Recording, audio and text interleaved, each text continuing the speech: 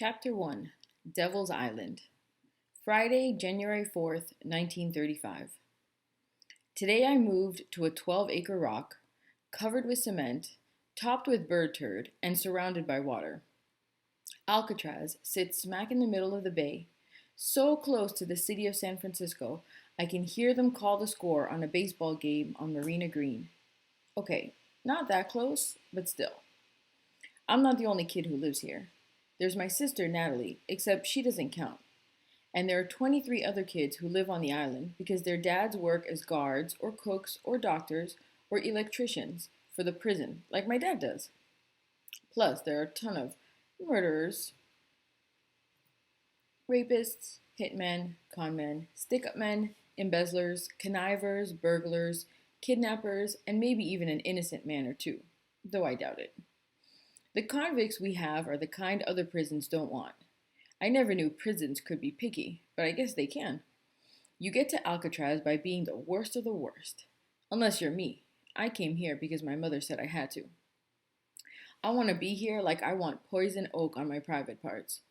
But apparently nobody cares, because now I'm Moose Flanagan, Alcatraz Island boy.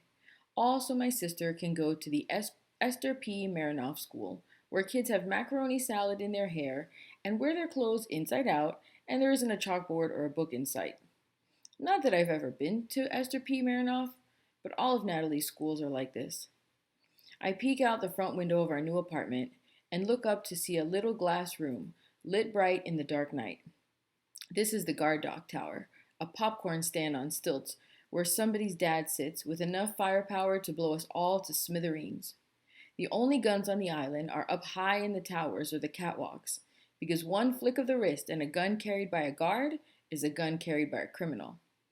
The keys to all the boats are kept up there for the same reason. They even have a crapper in each tower so the guards don't have to come down to take a leak. Besides the guard tower, there's water all around, black and shiny like tar. A full moon cuts a white path across the bay while the wind blows, making something creak and a buoy clang in the distance. My dad is out there too. He has guard duty in another tower somewhere on the island. My dad's an electrician, for Pete's sake. What's he doing playing prison guard? My mom is in her room unpacking, and Natalie's sitting on the kitchen floor, running her hands through her button box. She knows more about those buttons than it seems possible to know. If I hide one behind my back, she can have one look at her box and know the exact button I have. Nat, you okay?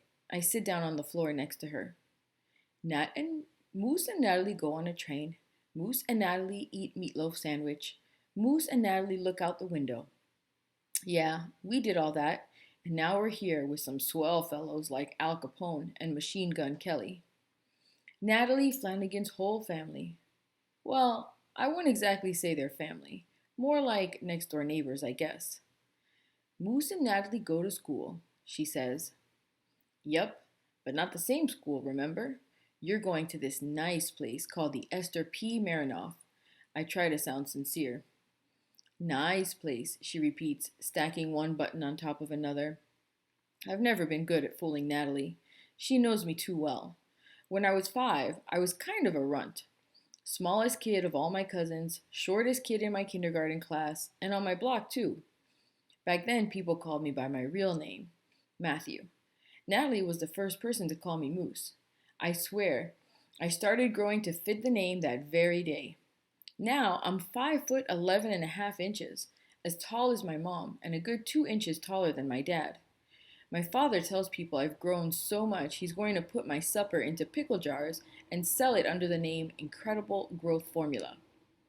I think about going in my room now, but it smells like the inside of an old lunch bag in there. My bed's a squeaky old army cot. When I sit down, it sounds like dozens of mice are dying an ugly death. There's no phonograph in this apartment. No washing machine, no phone. There's a radio cabinet, but someone yanked the workings out. Who gutted the radio anyway?